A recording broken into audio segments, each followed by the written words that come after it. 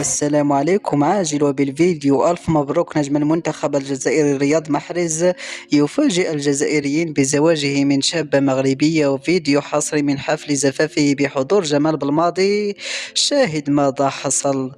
ولكن قبل أن نبدأ، إذا كنت تتفق معي بأن رياض محرز هو أفضل لاعب في العالم فيرجى الإعجاب بهذا الفيديو وتعطير فمكم بالصلاة على رسولنا الكريم. أعلنت مجموعة من الصفحات عبر منصات التواصل الاجتماعي اليوم على أن رياض محرز نجم المنتخب الجزائري والبالغ من العمر 32 عاما قد تقدم لخطبة شابة مغربية من ضواحي مدينة مراكش، وتمت مراسم الخطوبة بحضور والدة رياض محرز ومدرب المنتخب الجزائري جمال بالماضي، على أن يتم عقد قرانهم بنهاية السنة بإذن الله تعالى.